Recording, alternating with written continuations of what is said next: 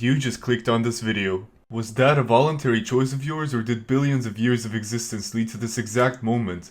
Did the algorithm perfectly figure out your preferences and lead you to my video because it knew you would click on it? Was it really your choice to watch this video right here, right now? Or are you stuck in another binge session where it's just one video after another while you're eating or sitting on the toilet, or even both? Did you really have the power of choice against a machine that was created to know you and your subconscious better than you, curating content that you just have to watch? Let's find out. I've noticed for quite some time now that I feel like I have less free will than I used to. I'm on my phone a lot more, and I'm more in front of my PC even if I don't want to be. All of my attention and brain power is just going to these machines that run on software that has been created to be as addictive and attention grabbing as possible. I wonder how much free will I have left in this world. Can I really decide what to do with my life if all I do is watch monkeys doing backflips all day? To answer all of these questions, we need to define what free will even is. It is the power of making choices that are neither determined by natural causality nor predestined by fate or divine will. That is one of its many dictionary definitions, but what does that mean? Divine will usually refers to God and angels. Like in the Bible, some prophets claim that they're just doing God's will and not their own. So as long as the little angel on your shoulder or the demons inside your head don't control all of your choices, you might have free will. Natural causality is a lot harder to prove, since theoretically the entire universe is just the result of the Big Bang and its consequences for the world. Causality is one thing happens and then it leads to this other thing. It's a cornerstone of science. Maybe evolution has gathered us all to this video so we can fulfill some unknown canon event. Free will also implies that it is unnatural, since it's not part of the natural causality of everything, even though it is a result of said natural causality, in theory. Even by its very definition, it's really difficult to determine what free will exactly is, since it doesn't follow natural causality. So is free will making decisions randomly? Or is it following unnatural causality? Because most decisions I make follow some sort of logic, and most people do things for a reason. And if you dig deep enough into the reason, we realize that we had no choice in our decision. For example, why am I on my phone all day? Because I like it. Why? It keeps me entertained and distracted. Why do you want to be entertained and distracted? Because the world I have grown up with is no more, and I see nothing but trials and tribulations in the future. I feel like I can't do anything except keep the bad thoughts away by watching Funny Monkey. And that got dark real fast. Anyways, my decisions have chains of causality between them, so are they really free? Kind of. Sometimes I do stuff just because, for no real reason, and that is the closest I have come to true free will. I think the average person has so many responsibilities and rules, their will is incredibly limited. If we had true free will, we would all be rich and fly around the entire earth, exploring its wonders and enjoying life. But we can't because of gravity and the economy. No matter how you put it, free will in humans is extremely limited if it does exist. But what about its alternative, determinism? In determinism, everything in the universe, including you, is predetermined. So living your life is basically like watching a really long and boring movie with the occasional jump scares and random events. Determinism used to be the standard in scientific belief, until quantum physics revealed that everything only exists in relation to one another, and you can change the state of particles simply by observing them. In the now famous double-slit experiment, it has been determined that light is both a wave and a particle depending on if you are observing it or not. This was a huge scientific discovery, since it essentially disproves determinism entirely, at least scientifically, because all particles must be predetermined beforehand for determinism to exist. The fact that they are able to change their state of matter in a 50-50 coin flip proves that there is some level of randomization in the universe, and randomness simply cannot exist in a predetermined universe. But what does this all have to do with the loss of free will? Well, I assume free will exists since it hasn't been disproven like determinism. I know that nobody really knows how it works, but let's just assume that it has its own machinations, simply unknown by man, but it's very real.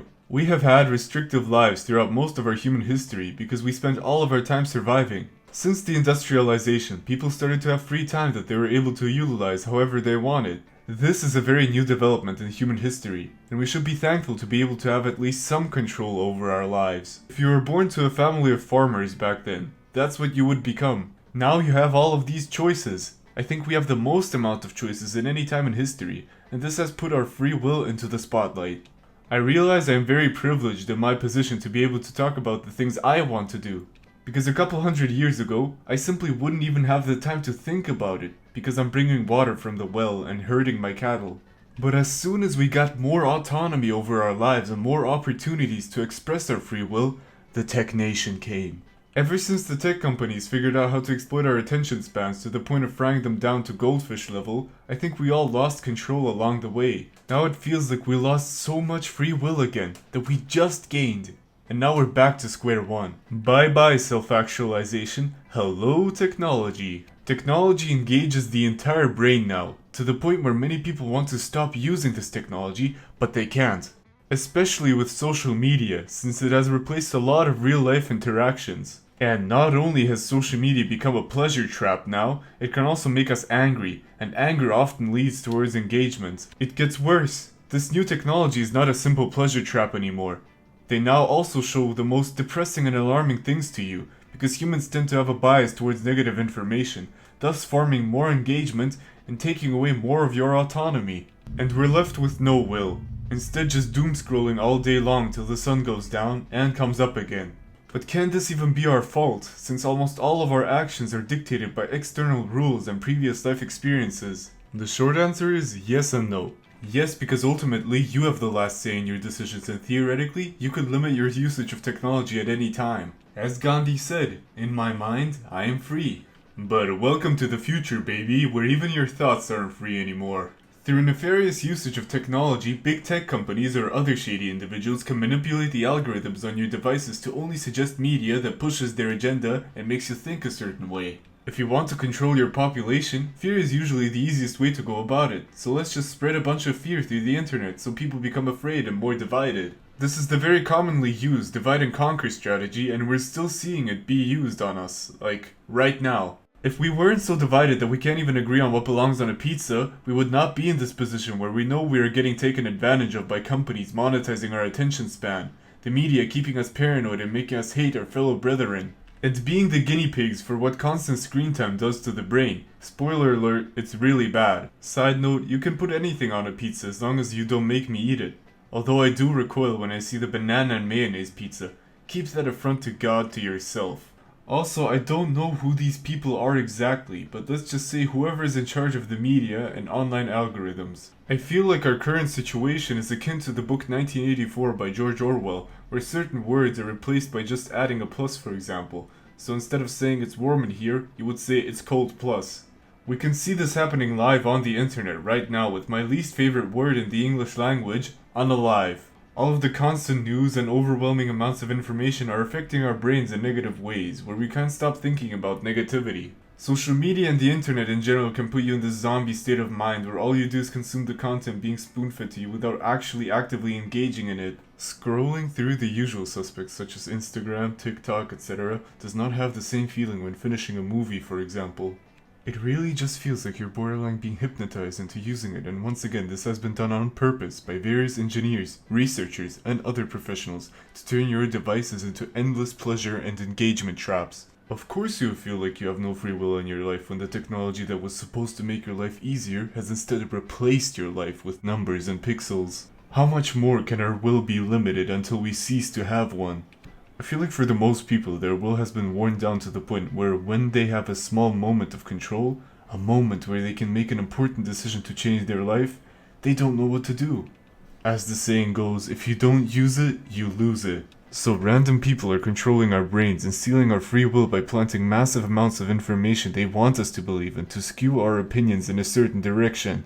I think these were some of the main reasons why we feel we're losing our will. Combine that with the rise of burnout and brain rot, it's no wonder that everything might start to feel hopeless, or predetermined, as one might say. Life is just hard, and it always was. It's fate, isn't it? The only fate you have in this world is that you're going to die. That was predetermined before you were even conceived. One day, you'll take your last breath, say your last words, and think your last thought. How you use the time between birth and death is up to you. And to all of the people who vehemently defend and believe in determinism in spite of it being pretty much annihilated as an ideology since quantum mechanics, I think you're just coping at this point, and I don't mean the offensive internet connotation. In my opinion, determinism could be part of the problem, and a reason as to why so many people don't even try to free themselves from their bad life circumstances. I think believing in determinism is a genuine coping strategy of trying to understand how your life is so terrible and how you ended up in your current situation, even though you were in charge of the decisions. If you fully believe in determinism, then nothing is your fault, because this was all meant to be. Fate has dictated your life to be full of content consumption and jerkin de gherkin to fictional men and women. You never had a choice. Choice in itself is an illusion. Life is suffering, and you must numb your pain through exterior vices. I mean, you're left with no choice. The universe is predetermined long ago, before time even existed, that all of the wonders of creation would lead to you smoking weed and eating pizza at 4 a.m. This was all meant to be. It's fate. All of the people who are more successful than you, they were destined to be successful, and you were destined to a life of mediocrity. It's as simple as that. It's all luck, and it doesn't matter, because even if I did believe in free will, determinism is true, and my belief of free will wouldn't change anything. To the people who live like this, I have one word to say to you. No. No to all of it. I feel like a lot of people nowadays are allergic to responsibility. We are responsible for a lot of issues in this world, sure, but we have to be able to discern when something actually is our fault.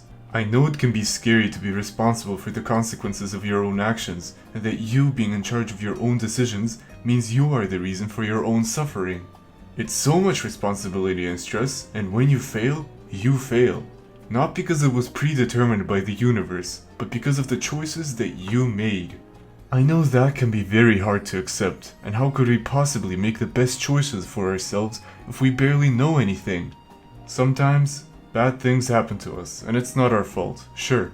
But as I've said, we just have to know when it actually is our fault. And believing in determinism instead would just be a bad coping mechanism if we indeed have free will. The knowledge of free will is as much of a gift as it is a curse.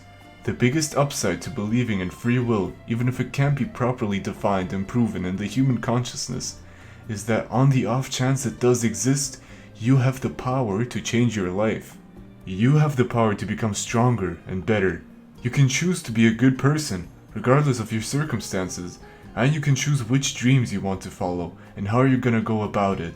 Of course, things like your economic background, family circumstances, and genetics play a role in the creation of this entity that you call yourself, thus impacting all of your decisions on a deep subconscious level, to the point where some scientists believe that we're all just victims of our circumstances. So I'll admit, if we have free will, it's really limited, where only some of our choices are ours to make.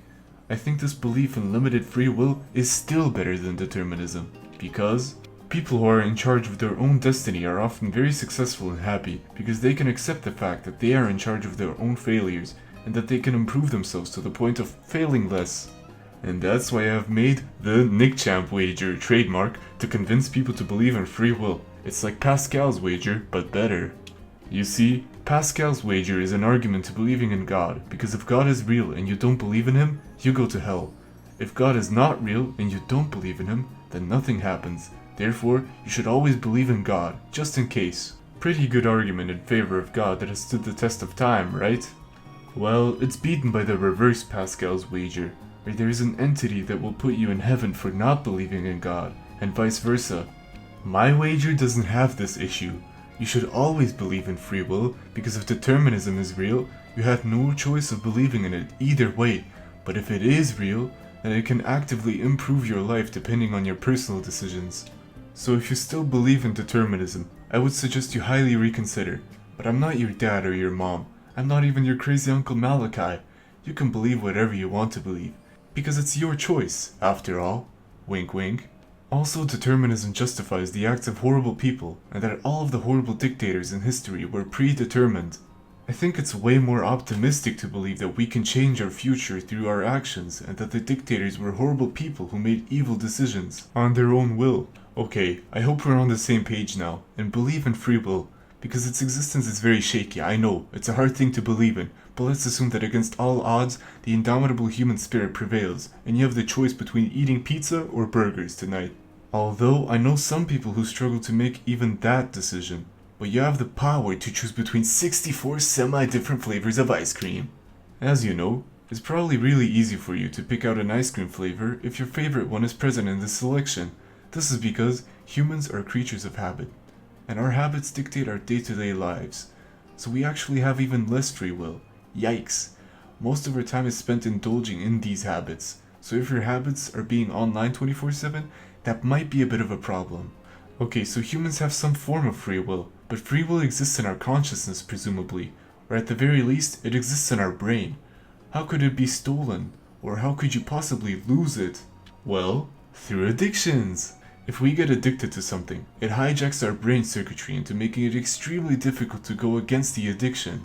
I would say that most modern people are addicted to technology in one way or another, either through social media, porn, online games, or all of the above.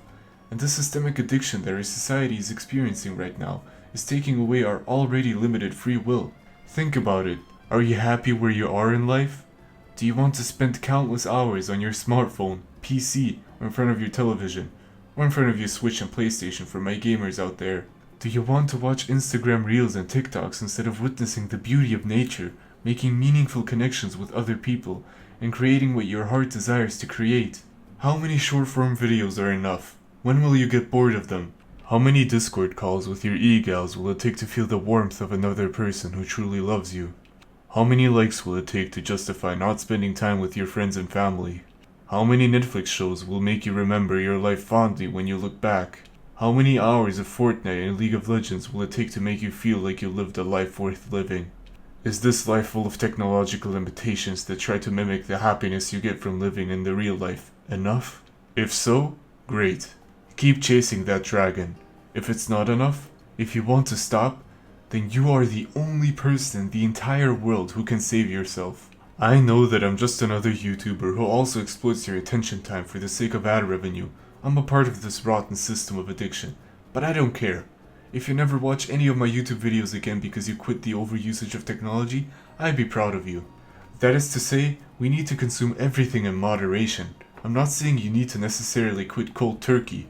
I just think it's the easiest way. But theoretically, if you are in control of your screen time and your phone, and not the other way around, you should be golden. I haven't met many people who are able to control their screen time really well with moderation, but if you can do that, that's fantastic. I think technological addiction can be defined by you actively not wanting to use technology for the amount of time that you end up doing. So if you truly want to spend 6 hours of your day on your phone for most of the week, that's absolutely okay, as long as it's your choice. But I think most people don't actually want to use all of this technology all the time, and they feel like they're trapped in this endless loop of content consumption. So how do you get out of it? How do you regain your free will and be in charge of your life again? Remember how I said humans are creatures of habit? This is true, but here's the amazing thing.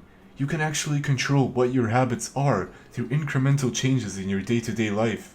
The fact that there are some people out there who have managed to overcome their addictions is a huge sign for free will, because if we were just animals living off of instinct, we would follow our urges no matter what, and eventually perish because of them.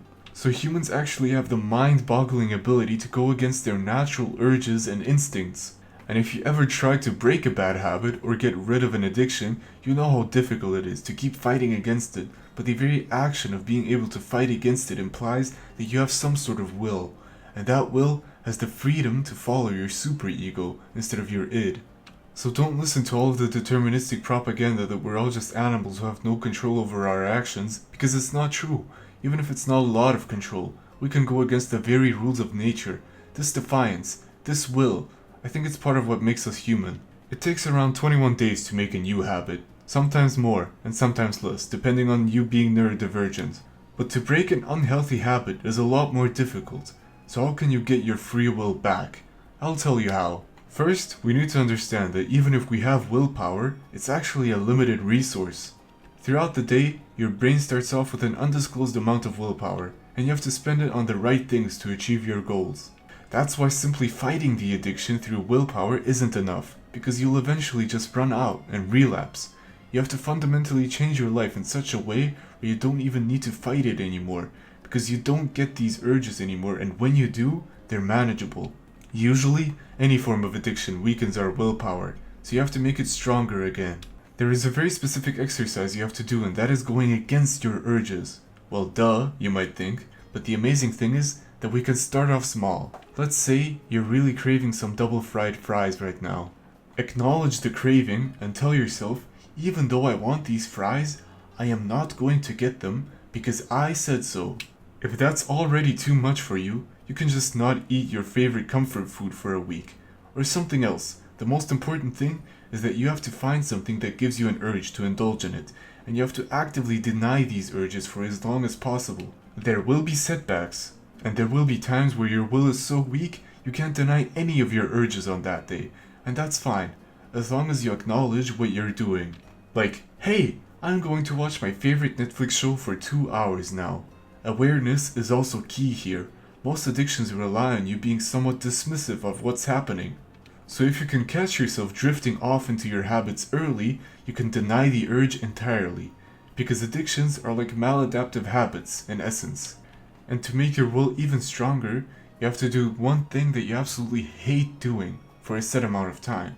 This creates new pathways in your brain that enable you to do difficult tasks with less effort because our brains are actually amazing. It's like literally walking through a patch of grass every time, and the grass flattens over time, creating a path. So to strengthen your will, you need to do something you dislike and deny yourself of easy pleasures intentionally. Remember, you are in control. If you tell yourself no, your body must obey you.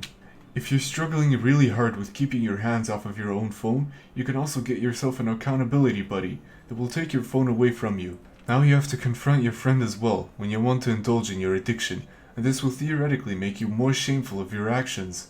I mean, you don't want to embarrass yourself in front of your own friend and ask them with a defeated look on your face to give you your own phone back to watch short-form videos. I've mentioned awareness before, but it is absolutely critical because an addiction can make you forget things. For example, how do you feel after doom scrolling for 4 to 6 hours? Terrible, right?